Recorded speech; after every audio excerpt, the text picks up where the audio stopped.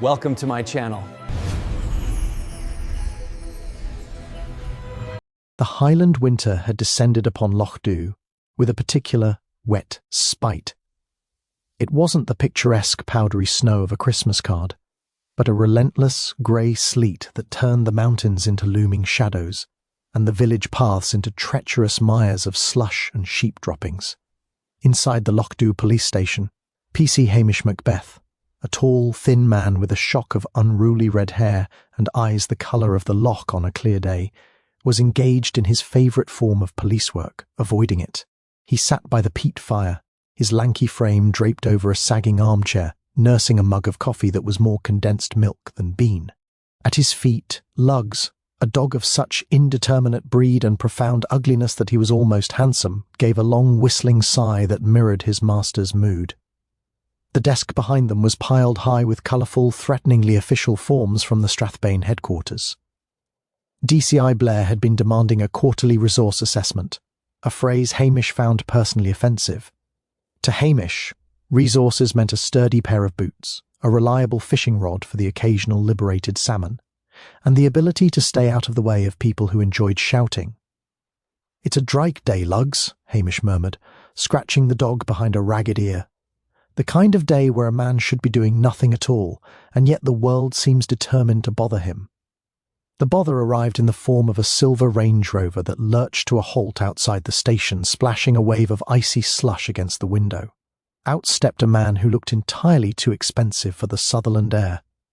Julian Vane was a Sassenach of the most exhausting variety, a retired London financier who had purchased the old Henderson estate on the edge of the village and proceeded to treat the locals like quaint extras in a film about his own life. He burst into the station without knocking, wrapped in a cashmere coat that cost more than Hamish earned in 6 months. "Macbeth!" Vane barked, shaking drops of sleet onto the floor. "I've been ringing the station for 20 minutes. Do you ever actually answer the telephone, or is it merely a decorative object?" Hamish slowly lowered his coffee mug, his expression one of polite, vacant bewilderment. "Oh, the phone, aye.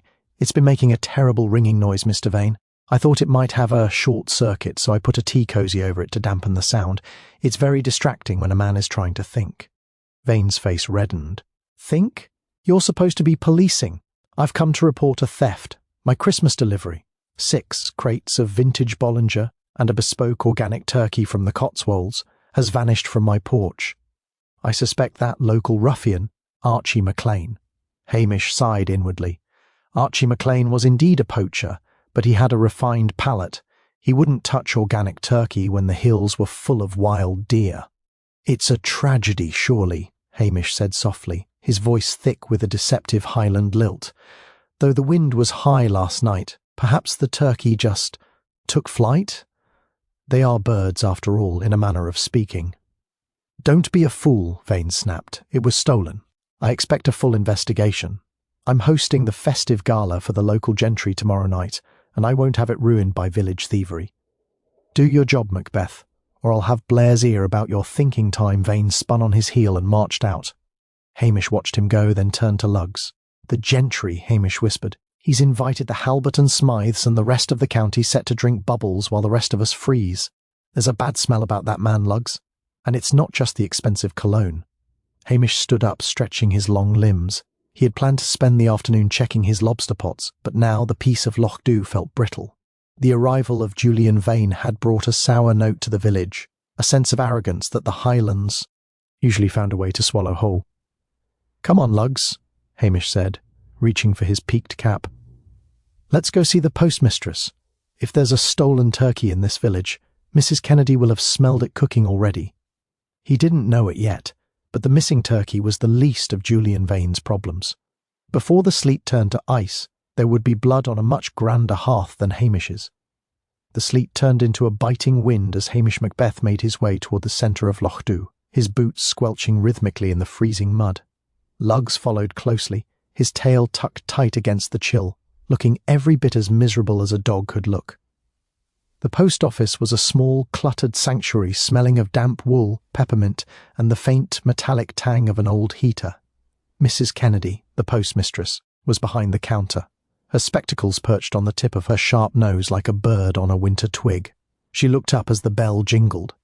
"If you are looking for Julian Vane's turkey, Hamish, you will not find it here. I do not harbour stolen fowl, especially not those organic ones that probably had a better education than most of the lads in this village." Hamish leaned against the counter, enjoying the sudden warmth. "He is a very loud man, Mrs. Kennedy. A man who thinks that because he has money, the laws of physics and the Highland weather should bend to his will." Mrs. Kennedy sniffed, adjusting a stack of envelopes. "He is a Sassenach blowhard. He has been ordering enough champagne to drown the loch. A man like that invites trouble, Hamish. You mark my words, it is not just the turkey that is missing, it is common sense and common decency."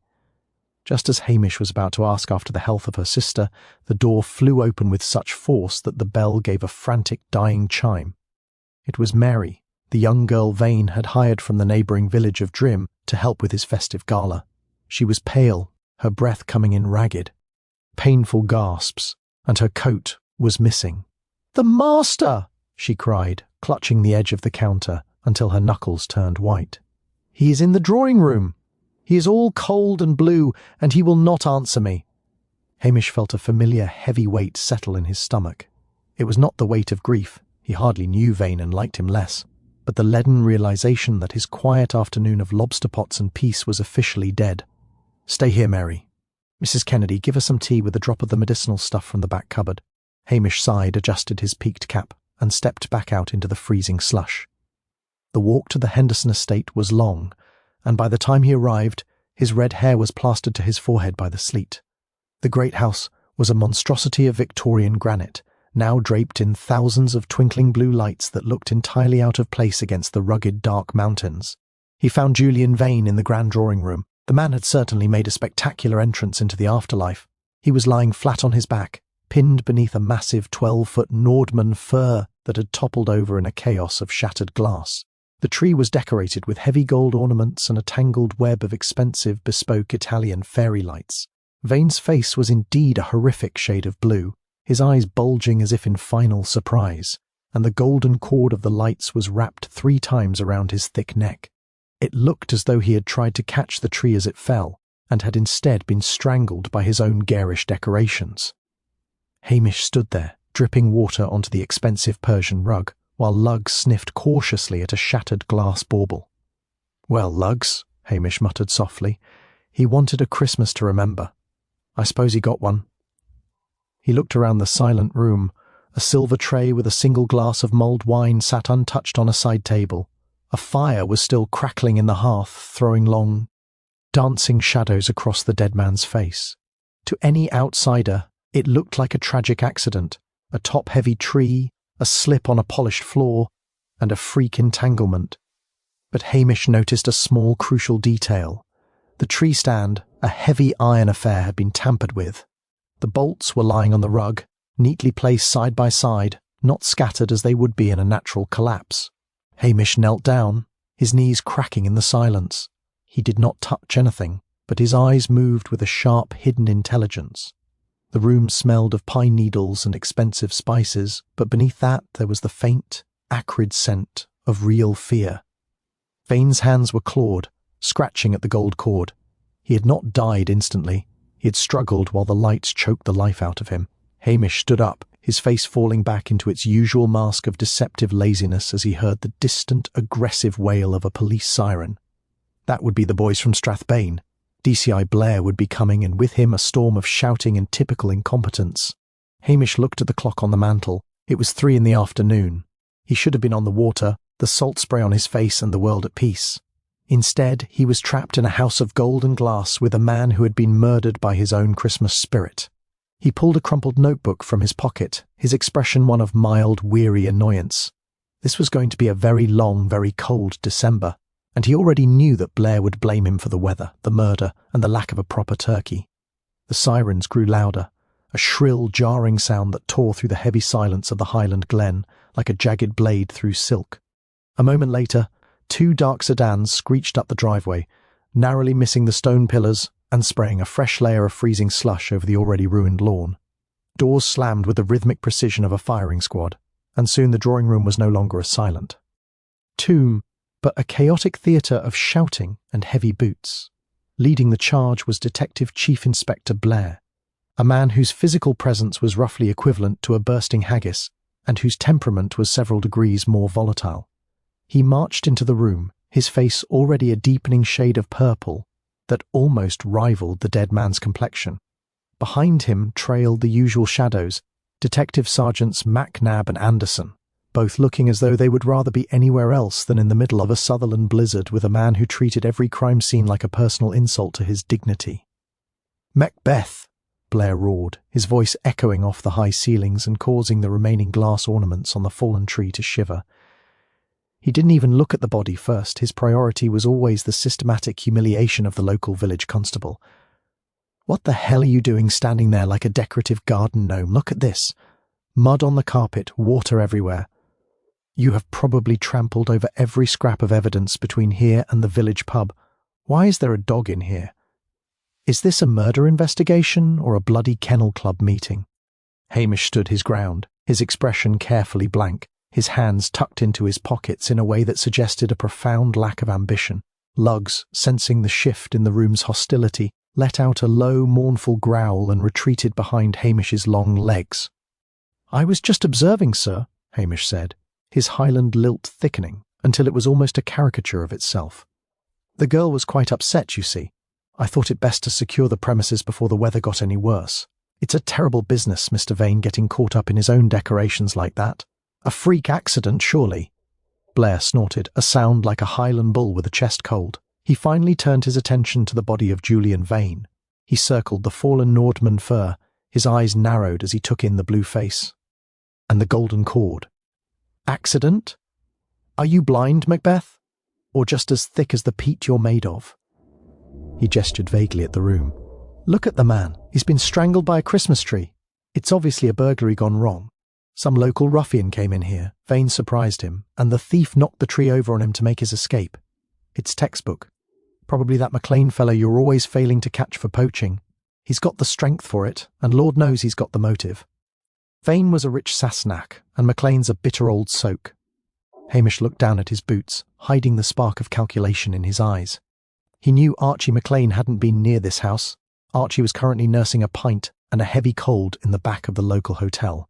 But he didn't correct Blair. Correcting Blair was like trying to stop a landslide with a polite request. "Well, sir," Hamish drawled, "Archie is a big man to be sure, but the bolts on the tree stand, you see, they're lying right there. It's almost as if someone took the time to unscrew them. A burglar in a hurry wouldn't usually bring a wrench to a robbery, would he?" Blair spun around, his finger jabbing into the air inches from Hamish's nose.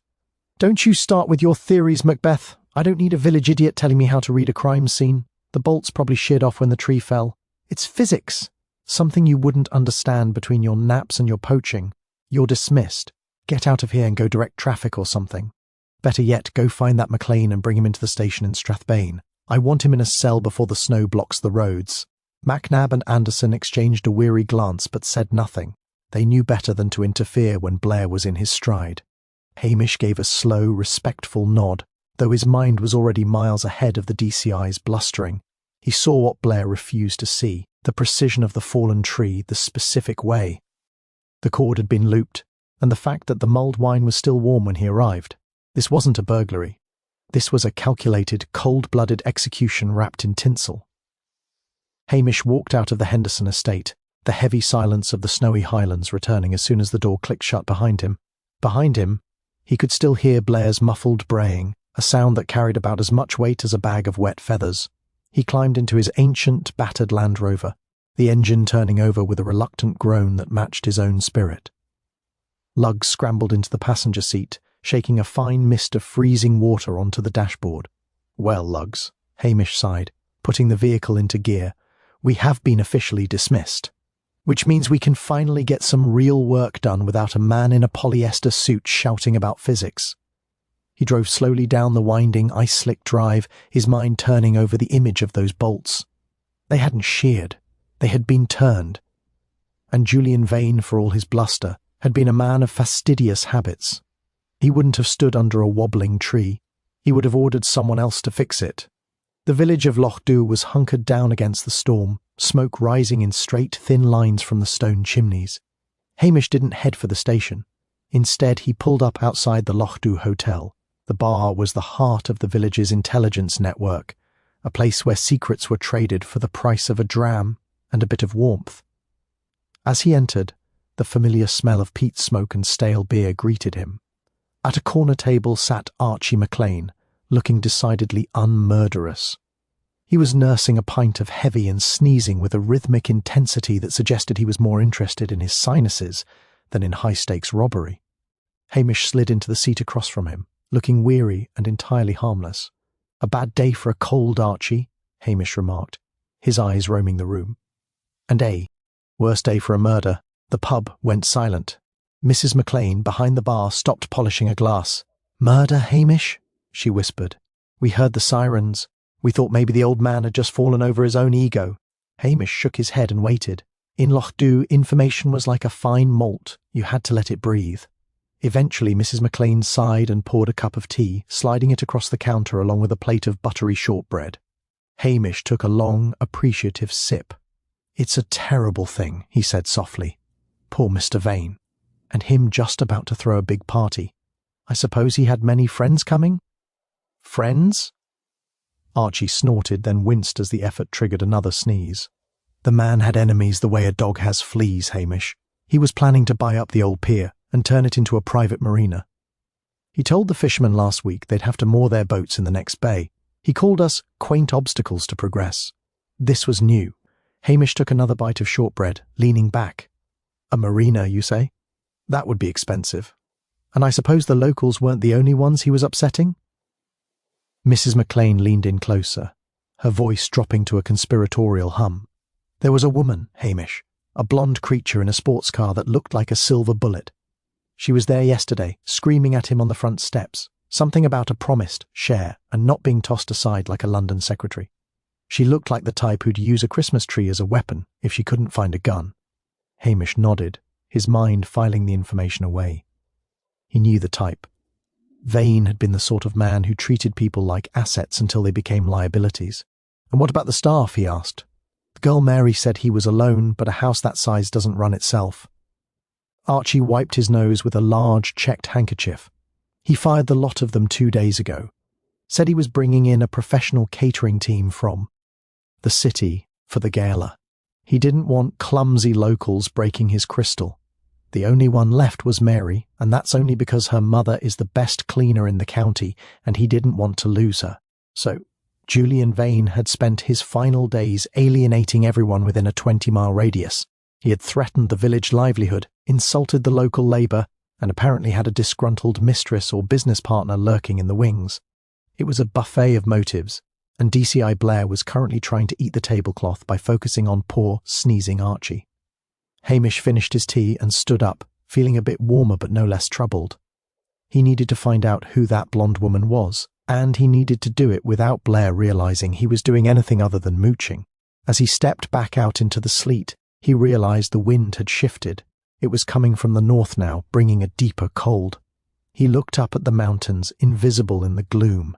Somewhere in that white void, a killer was likely feeling quite satisfied, thinking they had left the perfect, accidental crime for a stupid village policeman to ignore. Hamish adjusted his cap, his eyes sharp. They had the first part right, he thought. He was a village policeman, but he wasn't nearly as stupid as he looked. Hamish's next stop was the small, cluttered shop of Mr. Patel, who sold everything from spicy samosas to industrial-strength mothballs. Mr. Patel was a man of keen observation, largely because he spent 14 hours a day looking out of his front window at the only road in and out of the village. As Hamish entered, the bell gave a familiar tinkle. "Ah, Constable," Mr. Patel said, not looking up from a ledger, "you are here about the dead man and the missing turkey. I can tell you that the turkey went south in a blue van, and the dead man's problems went north in a silver Mercedes about an hour after the girl started screaming." Hamish smiled. This was why he loved Whodunit. Who needed forensic labs? When you had a man who treated traffic patterns like a professional sport. "A silver Mercedes, you say? Did you happen to see the driver, Mr. Patel?" The shopkeeper looked up then, his dark eyes twinkling. "A woman, Hamish. Very angry. She was hitting the steering wheel as she waited for the sheep to clear the road. She had hair the colour of a new coin and a coat that looked like it was made of polar bear. Hamish felt a tingle of excitement. A woman in a fur coat, a silver Mercedes, and a promised share. It was a much more interesting lead than a poached turkey. He thanked Mr. Patel, bought a packet of peppermint creams for the road, and walked back to his Land Rover. The mystery was beginning to take shape, a dark, jagged thing hidden beneath the tinsel and the snow. He knew he had to tread carefully. If he solved this too quickly, Blair would be furious. If he solved it too well, he'd be promoted. The trick was to find the killer, save the village, and somehow look like an idiot while doing it. It was a delicate balance, but as he drove toward the Halberton Smythe estate to check on a certain romantic complication, Hamish Macbeth felt he was just the man for the job. The Land Rover's heater gave a final wheezing gasp before surrendering entirely to the Highland chill. Hamish Macbeth didn't mind the cold as much as he minded the destination. Tommel Castle sat atop its crag like a brooding gargoyle, a testament to the Halberton Smythe's enduring ability to stay wealthy, while the rest of the world struggled with the price of coal. He drove up the winding, gravel path, the white sleet now thick enough to hide the sharp drop into the valley below. Lugs let out a low, disapproving moan from the passenger seat, his snout pressed against the frosted glass. Hamish patted the dog's head, his own mind far from the comfort of a warm fire. He was thinking of the silver Mercedes and the woman Mr. Patel had described. In Lochdu, a new car was a scandal, but a silver Mercedes driven by an angry blonde in a fur coat was a revolution. He parked the Land Rover near the towering oak doors, feeling the usual pang of inadequacy that came with visiting the big house. He adjusted his peaked cap, smoothed his red hair, and stepped out into the biting wind, his boots crunching on the fresh, treacherous layer of ice. Inside the castle, the air was heavy with the scent of beeswax and centuries of quiet privilege. Priscilla Halberton Smythe met him in the great hall, her presence as cool and refreshing as a mountain spring. She was dressed in a soft, cream-coloured wool dress that made her look like part of the architecture, yet far more alive. "Hamish," she said, her voice echoing slightly off the stone walls, "I assume you aren't here for a social call. The village is already rife with the news of Julian Vane's unfortunate encounter with his own Christmas decorations. Is it true, or is it merely Highland exaggeration?" Hamish took off his cap and held it against his chest, adopting the look of a man who found the world far too complicated for his simple tastes. "It's true enough, Priscilla. Mr. Vane has met a very festive end. DCI Blair is currently shouting at the walls of Henderson House, convinced that Archie MacLean is a master assassin. I thought I'd come to see if you might shed some light on the man's social circle before Blair arrests every poacher in the county." Priscilla led him into a small library where a fire burned with a disciplined, elegant heat. She poured 2 cups of tea, hers blackened his with 3 sugars, just the way she knew he liked it. Julian Vane was a man of great ambition and very little substance, Hamish. He came here wanting to be the lord of the manor, but he treated the locals like servants and the gentry like business opportunities. My father couldn't stand him.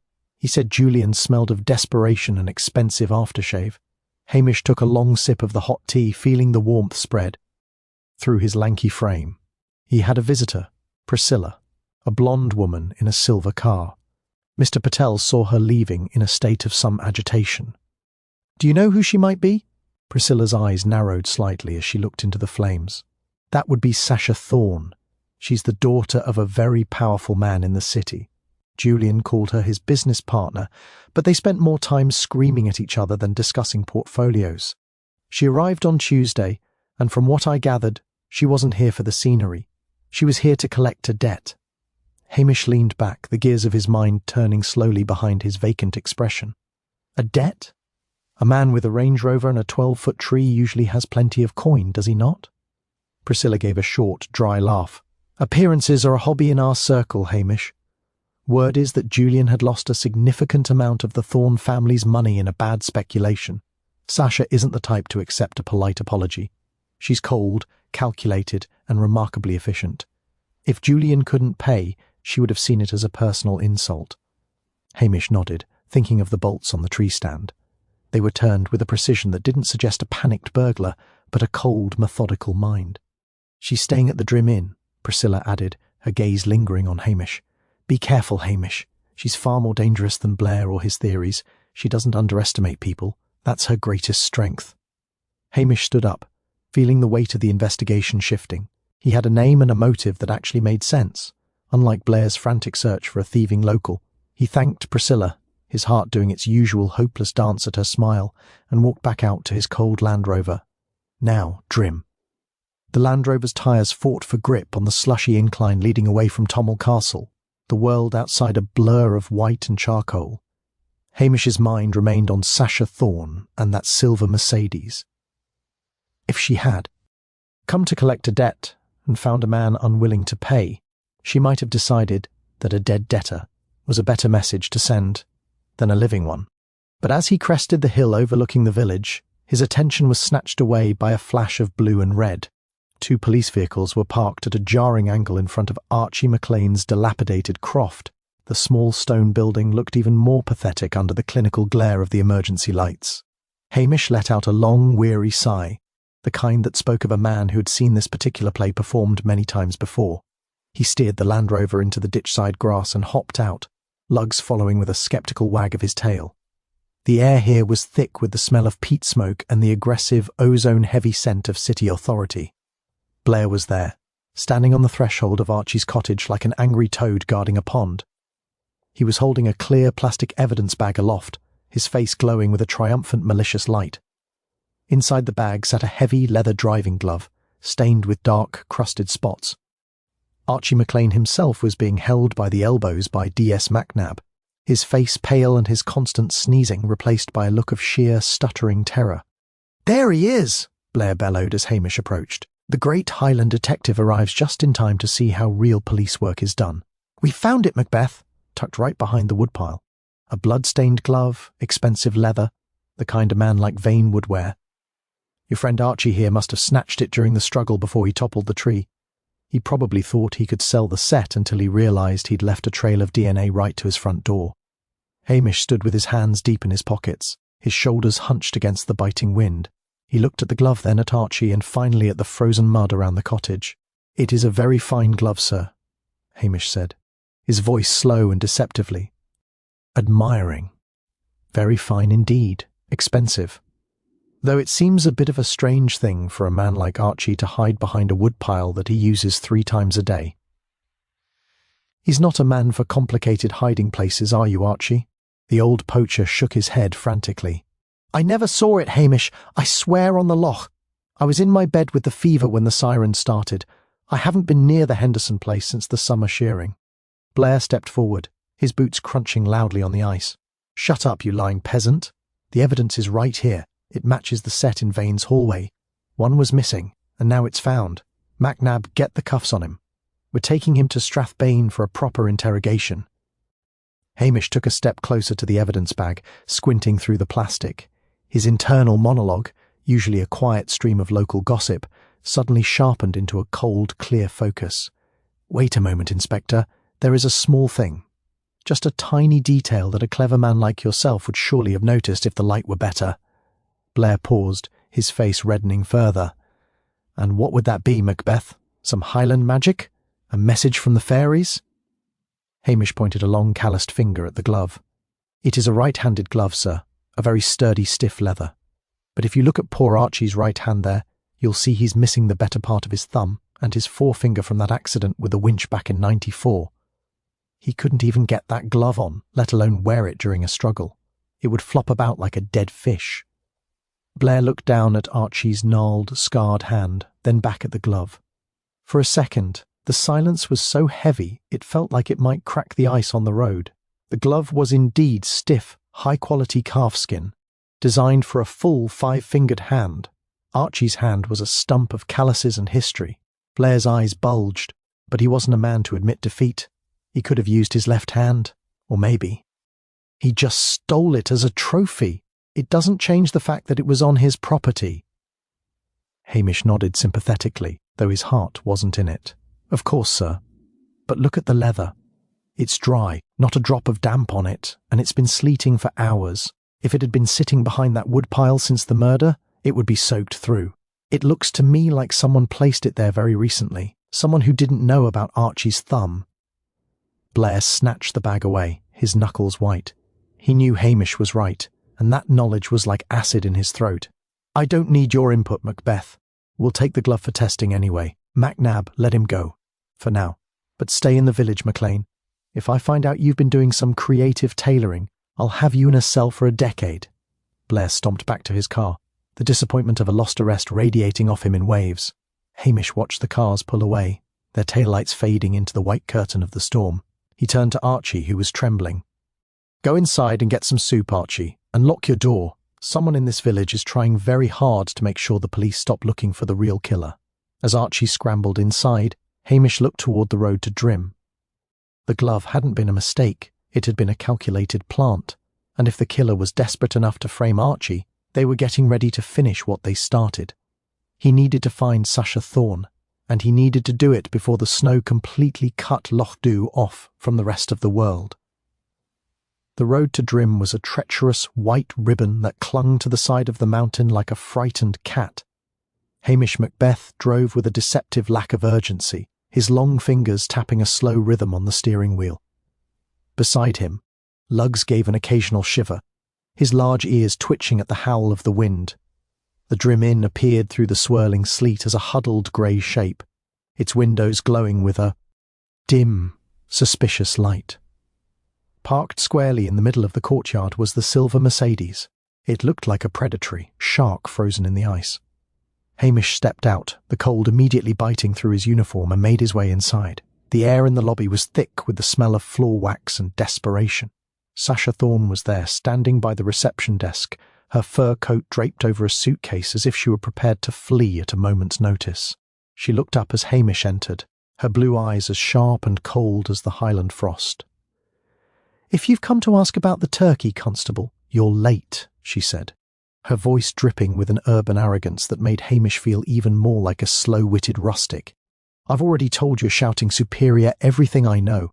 I had business with Julian, he's dead, and now I'm leaving." Hamish removed his peaked cap, letting the melted sleet drip onto the threadbare rug by the door.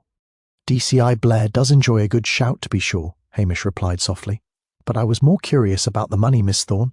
Priscilla Halbert and Smythe mentioned that Julian owed you a sum.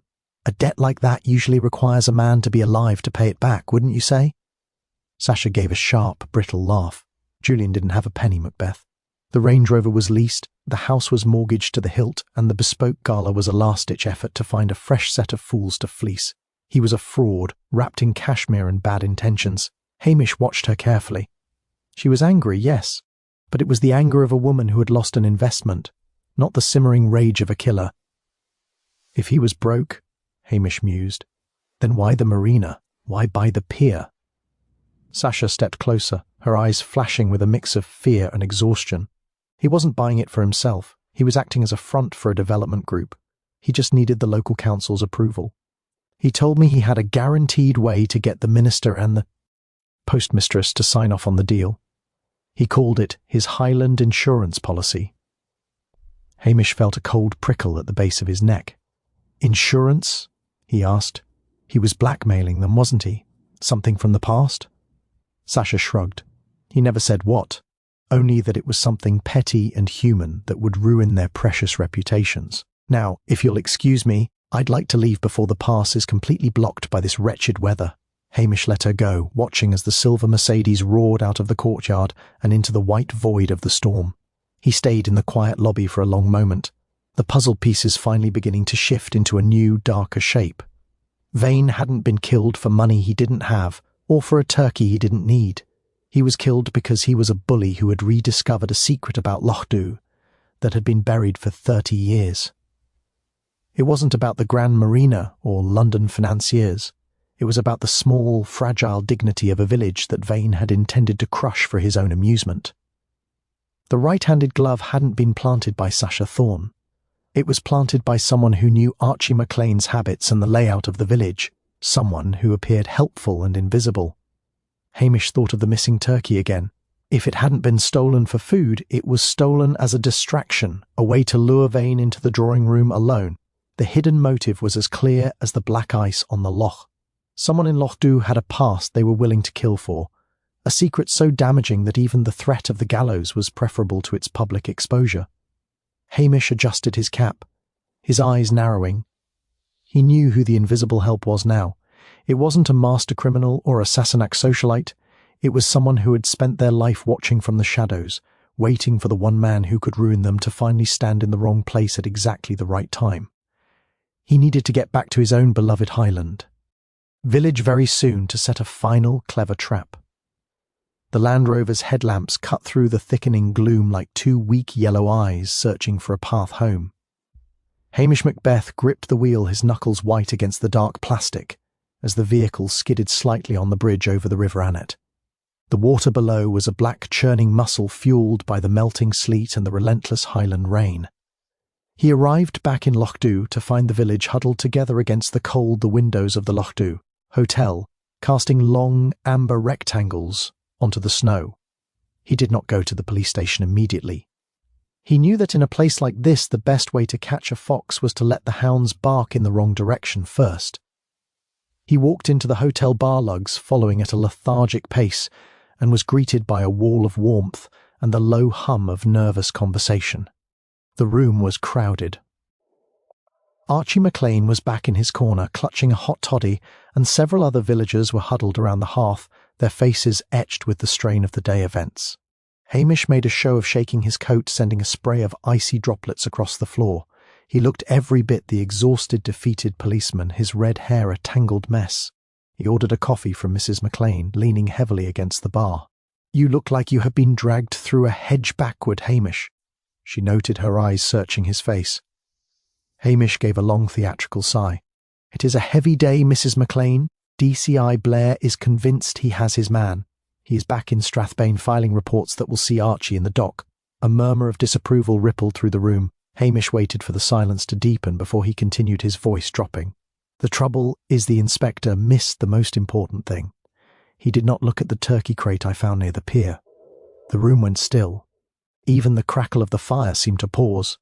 Hamish took a slow sip, eyes fixed on the steam. "You see," he drawled, "Mr. Vane did not trust anyone.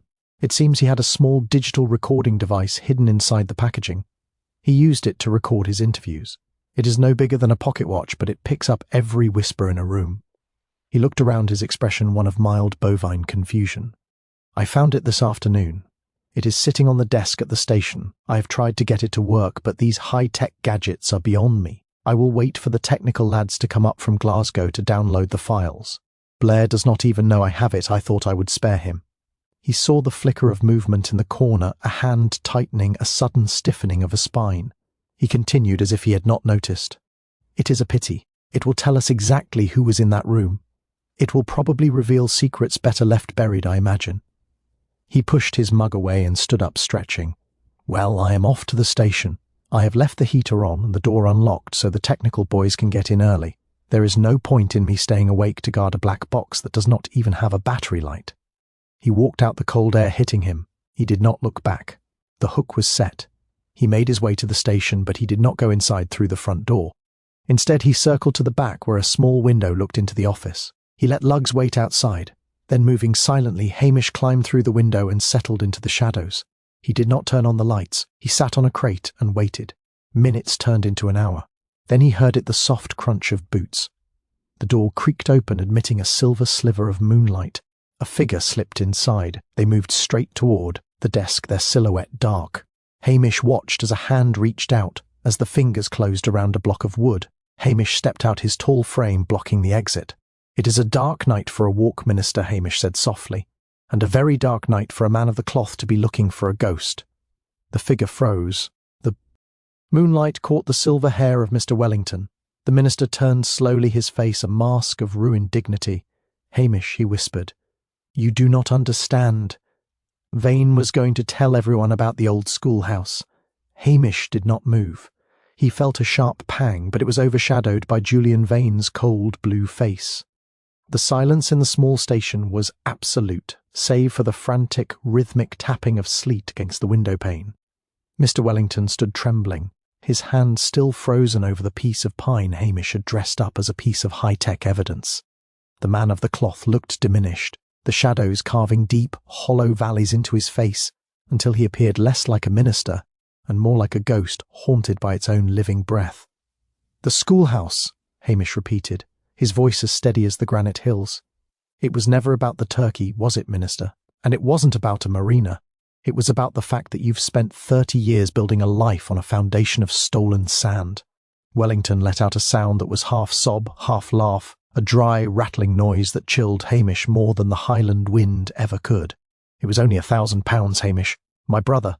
He was in trouble in London, gambling debts. They were going to kill him. I took the money from the building fund intending to pay it back, but the storm came, the roof failed, and old Mr. Patterson was blamed for the poor workmanship. He died in the poorhouse while I sat in the pulpit and preached about the virtues of honesty.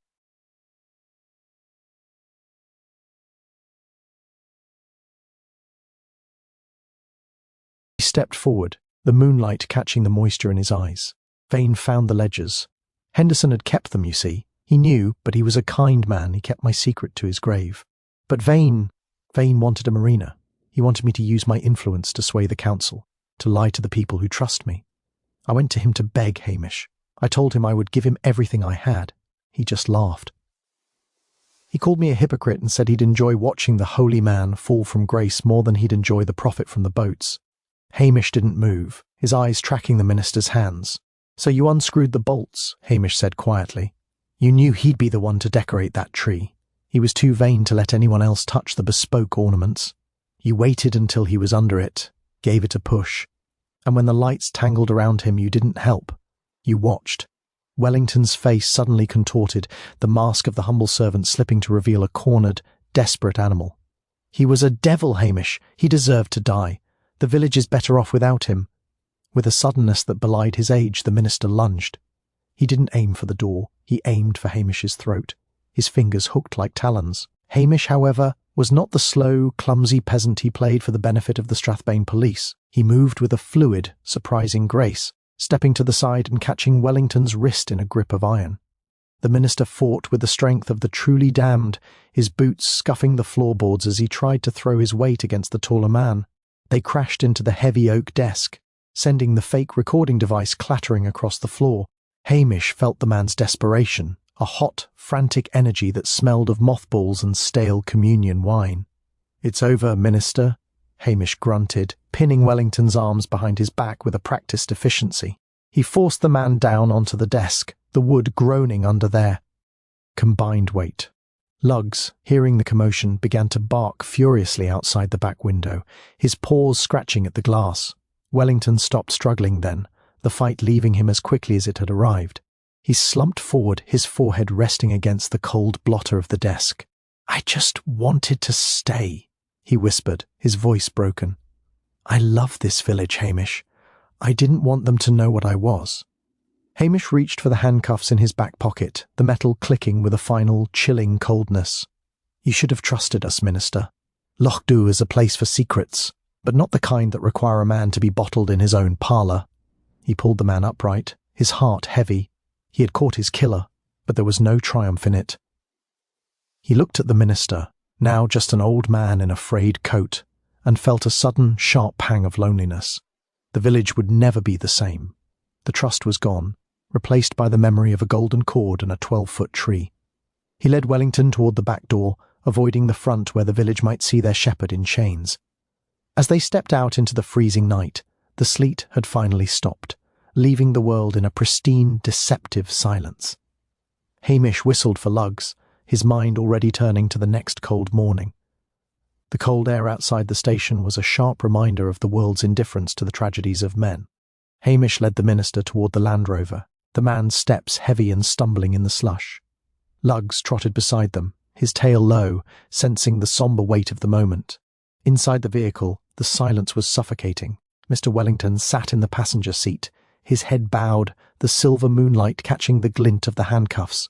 Hamish did not speak. There was nothing left to say that had not been whispered in the dark of the station. He drove a short distance to the outskirts of the village, parking where the shadows of the pines were longest. He knew what had to happen next. If he walked into Strathbane with the minister, he would be the hero of the Highlands. There would be commendations, a pay rise, and the one thing he feared most, a permanent transfer to the grey, concrete sprawl of a city police department. He picked up the radio handset, his voice taking on that slow, dull quality that always seemed to infuriate his superiors. "Station to Strathbane. This is PC Macbeth. I believe DCI Blair should come to the Lochdu crossroads. There has been a development." He waited, listening to the static. Within 40 minutes, the headlights of Blair's sedan appeared, cutting through the freezing mist. The car screeched to a halt, and Blair practically fell out, his face already contorted with a mixture of annoyance and anticipation. DS Macnab and Anderson followed, looking weary and frozen. "This had better be good, Macbeth," Blair shouted, stomping toward the Land Rover. "I was halfway through a very important briefing about that McLean fellow. If you have brought me out here for another one of your stray sheep—" He stopped abruptly as Hamish opened the passenger door. The light from the police sedan illuminated the minister's pale, tear-streaked face.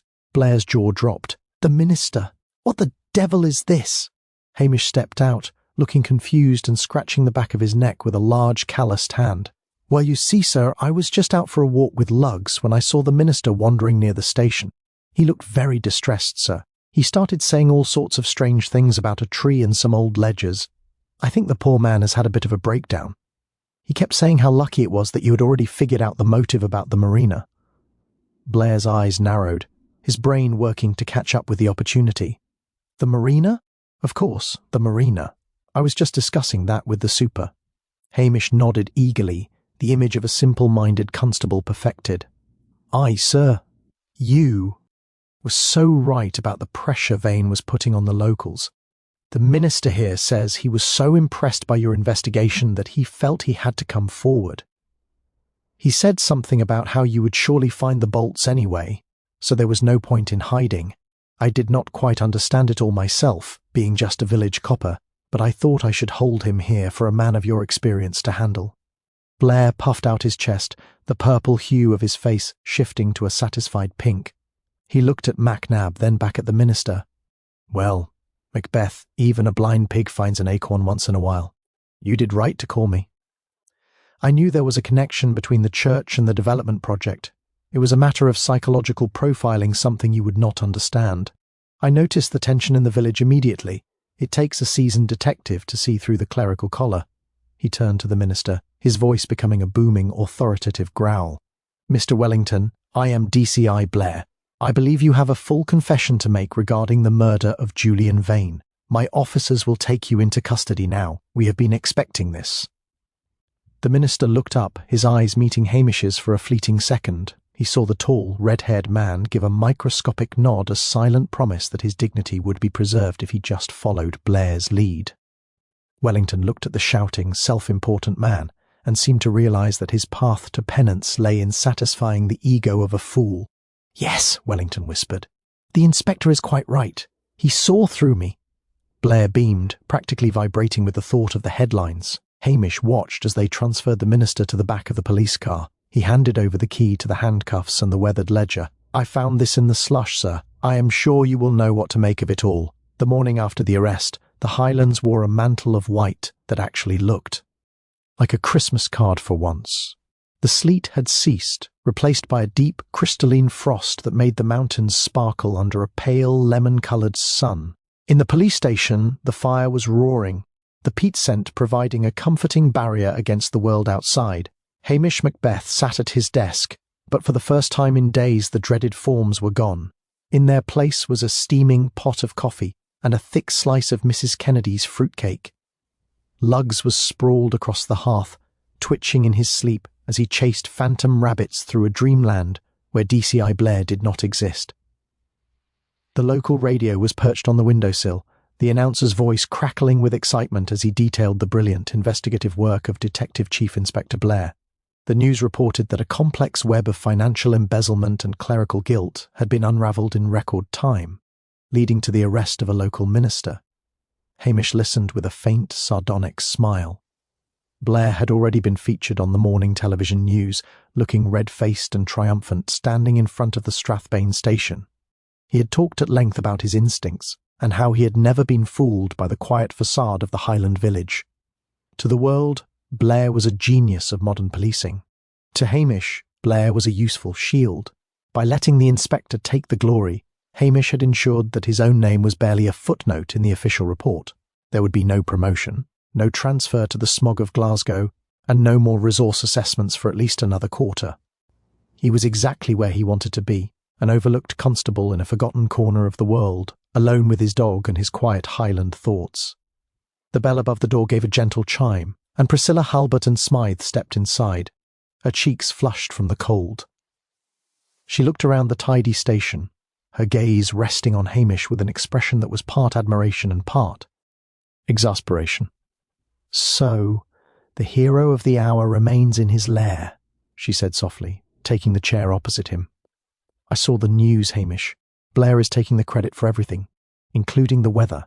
The village is in shock about Mr. Wellington, but they are also saying that if it hadn't been for the lucky intervention of the Strathbane police, the killer might never have been caught." Hamish poured her a cup of coffee, his movements slow and deliberate. "It is better that way, Priscilla. The minister will get the psychiatric help he needs now, and Blair gets a medal he can polish when he's feeling lonely. If people thought I was the one who caught him, they'd start expecting me to catch everyone else. I'd never get a moment's peace." Priscilla sighed, blowing the steam from her cup. "You're a deeply frustrating man, Hamish Macbeth. You solve a murder that baffled the experts, and then you hide away like a hermit. Don't you want people to know the truth?" Hamish looked out the window at the loch, which was as still as a sheet of glass. "The truth is a heavy thing, Priscilla. The village knows enough. They know that Julian Vane is gone, and that the pier will stay as it is. They know that Archie MacLean is back to his poaching, and that the minister is gone. That is enough truth for one winter." They sat in silence for a while, the warmth of the station a cocoon against the vast cold beauty of the Sutherland Hills. Priscilla eventually left, her departure marked by a lingering look that Hamish chose to ignore for the sake of his own peace of mind. As the afternoon faded into a violet twilight, Hamish stood up and put on his heavy coat. He had a pot of mutton stew simmering on the stove in his quarters, the savoury aroma beginning to fill the air. He called to Lugs, who scrambled up with a hopeful wag. They walked out onto the pier, the snow crunching under Hamish's boots. The silver Mercedes was gone, Sasha Thorne having fled back to the city at first light. The Henderson estate was dark, its blue lights extinguished, leaving the house to look like the cold, empty monument it had always been. Hamish looked at the spot where Vane had parked his flashy Range Rover and felt a brief, fleeting moment of pity. The man had come to the Highlands to conquer, but the Highlands had simply waited him out. He looked up at the quiet stars, adjusted his peaked cap, and smiled because he was home and the fire would be very warm, cosy tonight.